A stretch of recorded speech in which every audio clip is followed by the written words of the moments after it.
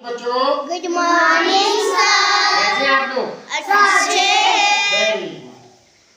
तो आज हम क्या पढ़ेंगे बच्चों? हमारा परिवेश। तो हमारा परिवेश में आज हमने टॉपिक लिया है हमारा घर। हमारा घर। अब इसको पढ़ने से पहले हम थोड़ा क्या क्लियर करते हैं कि घर क्या है और मकान क्या है। कुछ समझ में आ रहा है? घर और मकान कोई बताएगा? किसको हम घर कहेंगे और किसको हम मकान। कहेंगे? बताओ।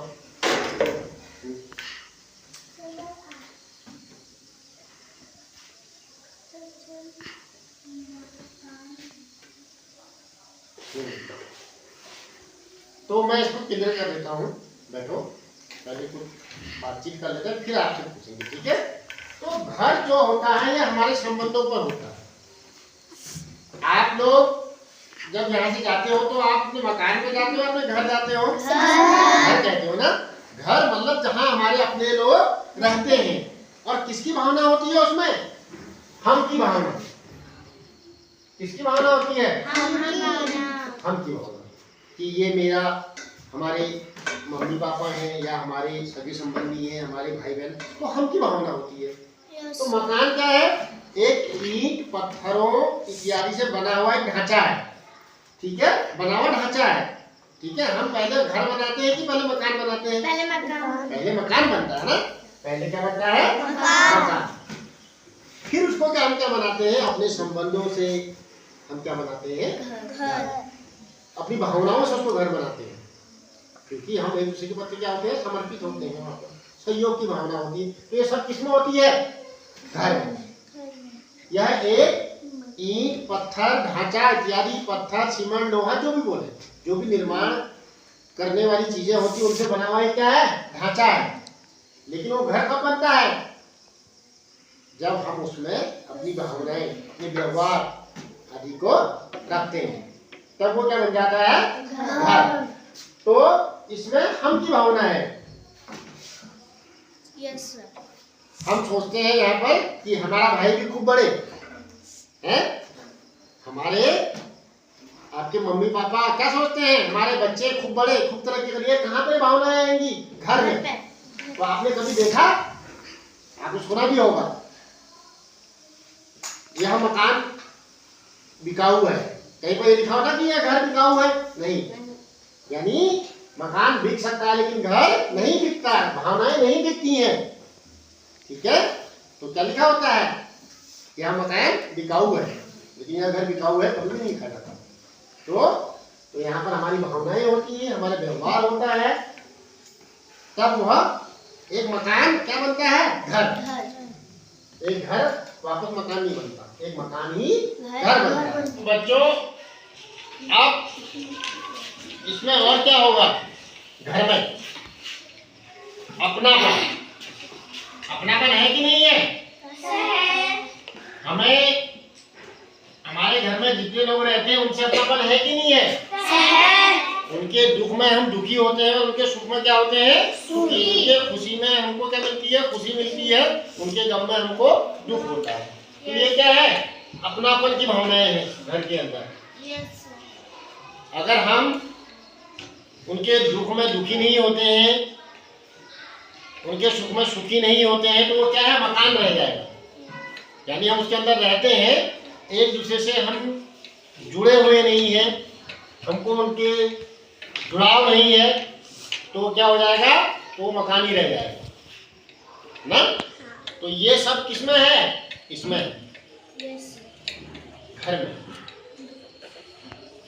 और हमारे संबंध अच्छे रहेंगे, हम सामूहिक सहयोग की भावना से रहेंगे, तो ये सब किसमें है? इसमें। अगर ये नहीं है तो मकान। आया समझ में कि मकान और घर में क्या फर्क है? अगर हमारे अंदर सहयोग की भावना नहीं है, अपनापन नहीं है, भावनात्मक जुड़ाव नहीं है, भावनाओं से जुड़े नहीं है, तो मकान ही रह जाएगा। रह जाएगा ना। हम रह तो रहे हैं लेकिन हम एक दूसरे से जुड़े नहीं है, तो मकान ही रह जाएगा। अगर ये सब कुछ है, प्यार है, सहयोग है, अपनापन है, अगर आपके किसी दीदी भाई बहन को बुखार आ जाए उनकी तबीयत खराब हो जाए तो आपको दर्द होता नहीं होता है, तो क्या है, इसका मतलब वो घर है। अगर आपको कोई फर्क नहीं पड़ता, हम अपनी तरफ से मोबाइल में खेल, आजकल तो क्या है, मोबाइल का टाइम है ना। अब हम घर में बैठे हैं, मैं इस कोने में रह के, आप इस कोने में रह के मोबाइल में पड़े हैं और मम्मी पापा उधर हैं, तो क्या मकान रह जाता है ना। तो अगर अपनापन है, जुड़ाव है, सहयोग है, प्यार है, तो वो घर है। तो अब घर और मकान में कॉन्सेप्ट क्लियर हुआ कि मकान क्या है, एक ढांचा है जिसमें सहयोग की भावना नहीं होगी, अपनापन नहीं होगा, तो मकान रह जाएगा, वो मकान ही कहलाएगा। और अगर ये सब चीजें हैं, सहयोग भी इसमें लिख सकते हैं,